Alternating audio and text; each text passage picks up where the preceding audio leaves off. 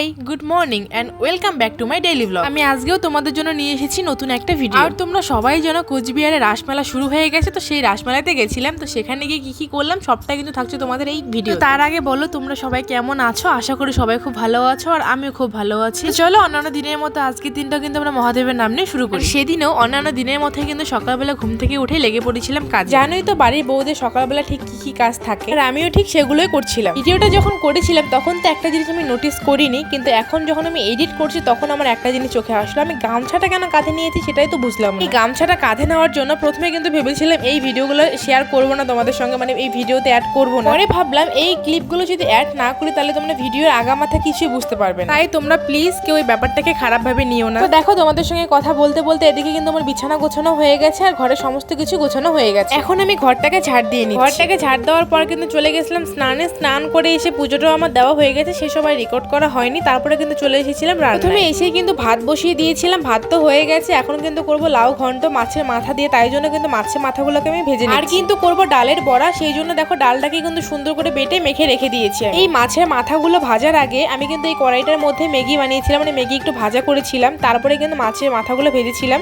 যার কারণে কিন্তু একটা দিক পুড়ে গেছিল। তারপরে দেখো মাছের মাথা তো ভাজা হয়ে গেছে, এখন কিন্তু আমি লাউ ঘন্টটা বসিয়ে দিই। আর এই ঠান্ডার দিনে মাছের মাথা দিয়ে লাউ ঘন্ট খেতে এত ভালো লাগে, আর নামানোর আগে আগে যদি দেওয়া যায় একটু ধনিয়া পাতা তাহলে তো কোনো কথাই হবে না। তো টেস্ট লাগে খেতে, কি বলবো আর তোমাদের। তবে আমার না এই লাউ ঘন্টটা প্রথম দিকে ভালো লাগে, মানে যখন প্রথম ওঠে তখনই বেশি ভালো লাগে, তারপরে শেষের দিকে আর ভালো লাগে না খেতে। তারপরে কিন্তু সবাই মিলে আমরা খাওয়া দাওয়া করে নিই। আর এই পকোড়াগুলো দেখো এত ভালো হয়েছে খেতে, না কি বলবো আর তোমাদের। তারপরে খাওয়া দাওয়া শেষ করে আবারও কিন্তু চলে এসেছি রান্নায়। এখন কিন্তু বানাবো মাটন। বাবা নিয়ে এসেছে মাটন, যেহেতু রবিবার আজকে। প্রথমে কিন্তু আমি মাটনটাকে প্লাস্টিক থেকে বের করে এখন ভালো করে ধুয়ে নিব, কিন্তু আমি না এই মাটনটা বানাতে পারিনি কিছু কারণের জন্য, সেটা তোমাদেরকে বলছি। মাটনটাকে ভালো করে ধুয়ে আমি কিন্তু সব মশলা কাটতে বসে পড়ি। সেই মুহূর্তে ফোন আসে আমাদেরকে এক জায়গায় যেতে হবে, মানে বাবা আর আমাকে এক জায়গায় যেতে হবে, যার কারণে কিন্তু মাটনটাকে আমি আর বানাতে পারিনি। তো আর কি, শেষে মাই রান্না করেছে, আমরা কিন্তু চলে গেছিলাম। তারপরে আমরা কিন্তু বিকালের দিকে চলে আসি, খাওয়া দাওয়া করে নেই।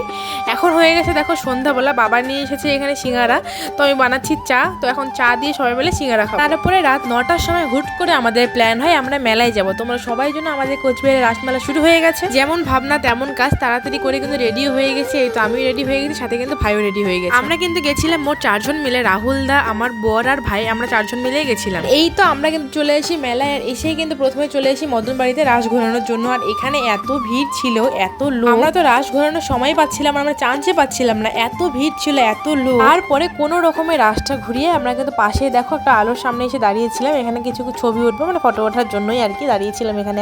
আমরা কিন্তু সেখানে এক এক করে সবাই ফটো উঠে নেই। তারপরে কিন্তু চলে আসি মদন বাড়ির সামনে। এখানে এসে প্রণাম টনাম করে ঢুকে যাই কিন্তু মেলায় কিন্তু সেদিন খুব একটা ভিড় ছিল না, তবে খুব কমও ছিল না, মোটামুটি ঠিক আছে এরকম একটা ব্যাপার। আমরা কিন্তু মেলার মধ্যে খুব একটা লেট করিনি, আমরা ওই 1 থেকে 1.5 ঘন্টার মতো ছিলাম। তারপরে কিন্তু সেখান থেকে চলে আসি। আর মেলাটা এত বড়, পুরোটা ঘুরতে 1 ঘন্টা 2 ঘন্টা লেগেই যায়। আর জানো তো এবার মেলার শো স্টপার হচ্ছে এইটা। এর নামটা ঠিক আমি জানি না, কিন্তু এটা এত ভয়ঙ্কর, এত ভয়ানক, সামনে থেকে দেখলেই ভয় লাগে। আমার মেলা ঘোরা এইটুকুই, কারণ কোনো ভিডিওই আমি করতে পারিনি সেভাবে, কারণ আমার ফোনে চার্জ ছিল না। দ্বিতীয়ত হচ্ছে আমার বর আমাকে ভিডিও করে দেয়নি, মানে এমনি বললাম আর কি। যেহেতু আমার বর কখনোই আমাকে ভিডিও করে দেয় না, খুব রেয়ার দেখা যায় আমার বর আমাকে ভিডিও করে, তাহলে আমার ভিডিও আমি নিজেই করি। আমার এই ভিডিওটা আমি এখানেই শেষ করছি। দেখা হবে তোমাদের সঙ্গে আরো নতুন একটা সুন্দর ভিডিওতে। ততক্ষণের জন্য সবাই ভালো থাকবেন, টাটা বাই।